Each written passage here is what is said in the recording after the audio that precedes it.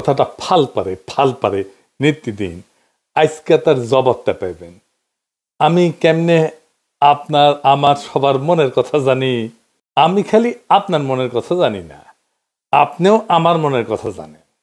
এটা আসলে পুরা জাতির মনের কথা। এক নাম্বার কথা হইতেছে ইলেকশন কি আদৌ হবে? 2 নাম্বার, ইলেকশন নিয়ে সবার মনে শঙ্কা কেন? 3 নাম্বার, কারা চায় না ইলেকশন হোক? এই 3 প্রশ্নের জবাব দেওয়ার আগে আমাদের এক লম্বা কাহিনী শুনতে হবে।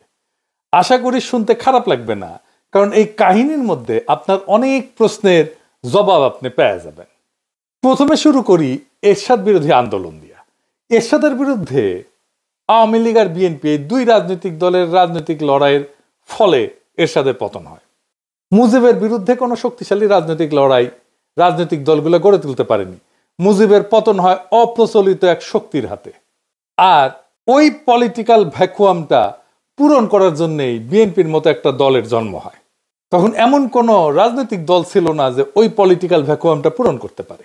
হাসিনাকেও কোনো রাজনৈতিক দল উৎখাত করতে পারেনি। এমনকি হাসিনার বিরুদ্ধে কোনো রাজনৈতিক দল লড়াইও তৈরি করতে পারেনি তেমন শক্ত কোনো।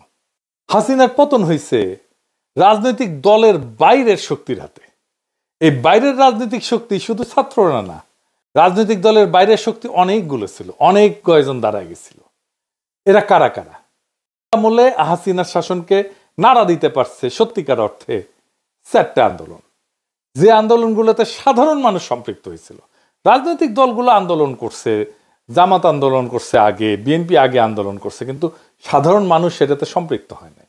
জামাতের একটা আন্দোলনে সাধারণ মানুষ সম্পৃক্ত হয়েছিল, সেটা হইতেছে মৌলানা দেলোয়ার হোসেন সাঈদীর ফাঁসির আদেশ দেওয়ার পরে। কিন্তু সেই আন্দোলনটা খুব বেশি দিন চালাইতে পারেনি তারা। তাহলে এই অরাজনৈতিক শক্তিগুলোর আন্দোলনগুলো কি কি? 1 নাম্বার হেফাজতের 5ই মের আন্দোলন। 2 নাম্বার নুরুল হক নুরদের টাইমের সে কোটা সংস্কার আন্দোলন। 3 নাম্বার নিরাপদ সড়কের আন্দোলন। আর ফাইনালি 2024-এ কোটা আন্দোলন এবং আলটিমেটলি বর্ষা বিপ্লব। এই সব কয়টা আন্দোলনের সর্বশক্তি নিয়ে নেতা থেকে শুরু করে কর্মী সমর্থক পর্যন্ত ছিল জামাত শিবির। বিএনপির নেতারা না থাকলেও কর্মীরা অনেকেই থাকতো, প্রায় সকলেই থাকতো বলা চলে। এই লড়াইগুলোতে নিজেদের তাগিদে তারা যুক্ত হইতো। আর পাশাপাশি একটা ইন্ডিপেন্ডেন্ট সোশ্যাল মিডিয়া ফোর্স তৈরি হয়েছিল, যেটা এখনো এক্সিস্ট করে, এখনো আছে, জিন্দা আছে।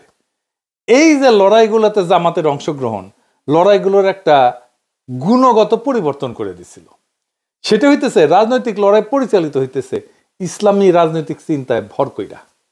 বিএনপির কর্মীরা সংখ্যা বাড়াইছে, কিন্তু লড়াইয়ে কোনো কর্তৃত্ব বা বয়ান তৈরি করতে পারে নাই, নেতৃত্বও নিতে পারে নাই। রাজনৈতিক লড়াইয়ের ভাষাও পরিবর্তন হইতে থাকে। স্বাধীনতার বদলে আজাদি শুনি আমরা, বিপ্লব দীর্ঘজীবী হোক এর বদলে শুনি ইনকিলাব জিন্দাবাদ। এমনকি বামপন্থীরাও কারবালা বলে, আমি জাহিলিয়াত বলে। শোষক আর শোষিতের বদলে আমরা ব্যবহার করি জুলুম আর মজলুম। ন্যায়ের বদলে ব্যবহার করি ইনসাফ। গণভবন দখল করাকে বলি আমরা ফতে গণভবন। লড়াইয়ের ভাষা দিয়ে বুঝতে পারবেন কারা লড়াইয়ের মূল শক্তি। এই লড়াইয়ের মূল শক্তি ছিল বাংলাদেশের ইসলামপন্থী রাজনৈতিক শক্তি। বিপুল পরিমাণে মাদ্রাসার ছাত্র শহীদ হয়েছে। হাসিনার সবচেয়ে বড় ভুল হয়েছিল কি জানেন? নিরাপদ সড়ক আন্দোলনকে গুন্ডা দিয়া থামানো। ওই নিরাপদ সড়কের লড়াই যে স্কুল ছাত্ররা করছিল, তারাই 2024-এ বিশ্ববিদ্যালয়ের ছাত্র হয়। এরা আগের অভিজ্ঞতায় জানে কিভাবে হাসিনা দমায় দেয় আন্দোলনকে। তারাও আগের অভিজ্ঞতা কাজে লাগায় জান লড়াইয়ে ফাইট দিল। সারা দেশের মানুষ পাশে দাঁড়াইলো। হাসিনা পলাইলো। বাঙ্গু এলিটেরা, সুশীলেরা দেখলো তার সাম্রাজ্য ধরঝর করে ভেঙে পড়তেছে, ধ্বংস হয়ে যাইতেছে। আগায় আসলো সেই সিভিল মিলিটারি ব্যুরোক্রেসি। ওয়াকার সাহেব গাড়ি পেটাই দিল, বুড়া চ্যাংড়া সব পলিটিক্যাল লিডারদেরকে ডাইকে নিয়ে গেল। তারা নাচতে নাচতে চলে গেল। একটা সরকার হইল, ইন্টারিম সরকার, যার কাজ হবে শুধু ইলেকশন। ওয়াকার সাহেব বুকে পাথর বেঁধে একটা সরকার উপহার দিল বাংলাদেশকে। বুকের রক্ত দিল সাধারণ মানুষ, যে রক্ত নেওয়ার কাজ করছে ওয়াকারের কমান্ডে থাকা অফিসারও। সে বিপ্লবোত্তর সরকার তৈরি করে ওয়াকার। কি তামাশা! দেশের মানুষ যে রাষ্ট্রের একটা বদল চাইছিল, সেইটারে কব্বর দেওয়ার চেষ্টা হইল। মাঠে নামাইলো বুদ্ধিজীবীদেরকে। শুরু হইল তাদের বিরুদ্ধে আক্রমণ, যারা একটা বিপ্লবী সরকার চাইতেছিল। একদিকে ডাক্তার জাহেদ, তাসনিম খলিলের মতো সুশীল, আর একদিকে ওয়াকারের পোত বালকের মতো কুত্তা, বিরানি আলমের মতো মাদার বোর্ডেরা, আর সাথে জুটল নতি নাম কইলাম না, আমাদের দাবরানির উপরে রাখলো। অভিযোগ কি? আমরা নির্বাচন চাই না, আমরা কামান চাইছিলাম। প্রফেসর হইতেছে আপাতত তো ঠেকানো গেছে, ধ্বংস হওয়া এস্টাবলিশমেন্টটা যা এতদিন ধরে চলছে, কিন্তু শেষ রক্ষা হবে কি? এই লড়াইয়ের মধ্যে দিয়ে বাংলাদেশে ইসলামী একটা শক্তি উত্থিত হয়েছে, এইটারে কেমনে সামলানো যাবে? এরা যদি আবার ভাঙ্গা ফেলে সবকিছু পুরানো কাঠামোকে, তখন শুরু হইল সংস্কার নিয়ে টালবাহানা, সরকারের বৈধতা নিয়ে প্রশ্ন। 31 দফাই নাকি সংস্কার।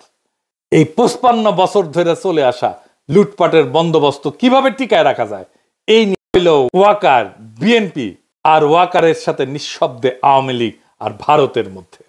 আওয়ামী লীগের সাথে বিএনপির ঘুটু আছে, এটা তো বানায় বলতেছি না। আপনার এলাকায় আওয়ামী লীগ কার শেল্টারে আছে দেখেন। এস আলমের ব্যবসা দেখে সালাউদ্দিন সাহেব, এস আলমের গাড়ি সরায় বহিষ্কৃত হয়েছিল যারা, তাদেরকে আবার ফিরায় নেওয়া হয়েছে। তাহলে সামে বহিষ্কার করছিল, এমনি এমনি মিশামিশি হুদাহুদি বহিষ্কার করছিল, দেখানোর জন্য বহিষ্কার করে। যতজনকে বহিষ্কার করছে সবাইকে ফিরত নিছে। আপনি হিসাব করে দেখেন, বিএনপি দেখায় বহিষ্কার করছে, তার কিছুদিন পরে সামে আসতে কইরা তাদেরকে ফিরায় নেয় দলে, সব কয়টারে ফিরায় নিছে। দেখেন ওদেরকে আবার ফিরে নিছে, ওকে আবার নমিনেশনও দেওয়া হয়েছে। বিএনপি তারেক রহমানের সাথে লন্ডনে গিয়ে দেখা করে। এইসব স্থগিতাদেশ, বহিষ্কার সব লোক দেখানো কাজ। ফজা পাগলার তো প্রাথমিক সদস্য পদ স্থগিত হয়েছে, অগাস্ট মাসে স্থগিত করছে 3 মাসের জন্য। তো তাইলে নমিনেশন পাই কিভাবে? ওর তো সদস্য পদই নাই। আর একটা মজা দেখায়, বিএনপির একটা নীতি নিছিল, এক পরিবার এক প্রার্থী। যে দেখেন, মানে এক পরিবার থেকে একজনই প্রার্থী হবে। খন্দকার মোশাররফ এসে গল্প করে কইছেন, দেখেছেন আমরা এক পরিবার থেকে একজনের বেশি প্রার্থী দেই নাই। হ্যাঁ তাই তো, এক পরিবার থেকে তো একজনের বেশি প্রার্থী দেন নাই তো, তাই না? তারেক রহমানের পরিবার থেকে তো 2 জন প্রার্থী, তারেক রহমান আর বেগম খালেদা জিয়া। মানে নীতি সবার জন্য, ওনাদের জন্য না, তাই না? ওনারা নীতির উপরে হুদাই নীতি কথা তাইলে কর দরকার আছে। এর মধ্যে বিএনপি প্রফেসর ইউনূসের সরকারে কাউরে তার কোলে নিয়ে নিছে, যেন তারা একসাথে এই সিস্টেমটাকে টিকায় রাখতে পারে। এতদিন তারা মোটামুটি খোশ মেজাজেই ছিল, কিন্তু সব হিসাব তাদের পাল্টে গেল। একটা ভয় তাদের, তারা 20 বছরে যারা ভোটার হয়েছে তারা কারে ভোট দিবে জানেন না তো, আমরা কেউই জানি না। বিএনপি কে যে ভোট দিবে না এটা তো জানা গেছে, ছাত্র সংসদ নির্বাচনে দেখা গেছে তরুণেরা ভোট দিতেছে বিএনপি কে না। বিএনপি থার্ড হয়েছে বেশিরভাগ জায়গায়। আগে তো টাকা দিয়া ভোট কেনা যাইতো, গুন্ডার হুন্ডা দিয়া কেন্দ্র দখল করা যাইতো। এটা কি আবার করা যাবে? যাবে না, ওরাও নিশ্চিত না। আগে মনে করেছিল ইলেকশন দিলে তো বিএনপি জিতে যাবে, তাই রে নাই রে না। এখন সেই কনফিডেন্স আর নাই। কনফিডেন্স থাকলে জাস্টিস শাহাবুদ্দিনের 91 ইলেকশনের মতো একটা ইলেকশন করে ফেলতো, সবকিছু ঠিক আছে। এরশাদ নাই, বাকি সব ঠিক আছে, তাই হইতো। ওইটা করলে একটা মোটামুটি ফেয়ার ইলেকশন দিত। যদিও ফেয়ার ইলেকশন দিলে প্রশাসন, পুলিশ, ব্যুরোক্রেসি, এমনকি বিএনপিও মনে করেছিল আওয়ামী লীগ ক্ষমতা আসবে। ক্ষমতা আসলো বিএনপি। ওই একই অবস্থা হবে এবার। আর্মি তো বিএনপির সাপোর্ট দিতেছে, ওয়াকার দিতেছে। প্রফেসর ইউনূসের সরকারের কিছু উপদেষ্টাও কাজ করতেছে বিএনপির জন্য। কিছু যে ভিড়িছে, বিএনপি কইছে আপনাকে রাখবো আমরা পরের সরকারে, আর আনন্দে চলে গেছে আর কি। জামাতও মনে করে যে বিএনপি ক্ষমতা আসতেছে, কিন্তু ডিপ স্টেট এটা মনে করে না। তারা সেই জন্য 2008 সালের নির্বাচনের মতো ব্যবস্থা করতে যাচ্ছে, যেখানে সুনিপুণ ভাবে গোয়েন্দা সংস্থা নিয়ন্ত্রিত একটা ইলেকশন হবে। বিএনপির সাথে ওয়াকার আছে, কিন্তু ব্যুরোক্রেসি পুলিশের পুরাটা নাই। এটাই বিএনপির মাথা ব্যথা, ওয়াকারেরও মাথা ব্যথা। প্রফেসর ইউনূসের বেশ কিছু উপদেষ্টা কবজা করে ফেলছে। তাই বিএনপি প্রশাসন আর পুলিশ আর ব্যুরোক্রেসিকে কিভাবে কবজা করা যায় এই ঘুটু করিচ্ছে। প্রফেসর ইউনূসের কাছে খালি ধর্ণা দিচ্ছে। জামাত কি বুঝবার পারিচ্ছে যে এরকম একটা নির্বাচনের পায়তারা চলিচ্ছে? 2008 সালে কিন্তু বিএনপি বুঝতে পারে নাই, এমনকি জামাতও বুঝতে পারে নাই এমন ইলেকশন একটা হইতেছে। অনেকে মানা করছিল কিন্তু বিএনপিকে ওই নির্বাচনে না যাইতে, যেমন ফরহাদ মজার ভাই কইছিলেন। এটা ফরহাদ মজার আমাকে নিজেই কইছেন। এইবার জামাত আগে থেকে সতর্ক। তাই দেখেন জামাতের বিরুদ্ধে কামান দাগানো ইতিমধ্যেই শুরু হয়েছে। জামাত নাকি নির্বাচনই চায় না, মানে শিবির যেটি নির্বাচন করেছে সেটি তো জিতিচ্ছে। জামাতের অবস্থা আপনারা জানেন, জামাতের তো অবস্থা খারাপ না, জামাতের জনপ্রিয়তা বাড়ছে। না, জামাত কেন নির্বাচন চাইবে না? বুঝতে পারতেছেন তো কে কেন কোন কথা কইতেছে।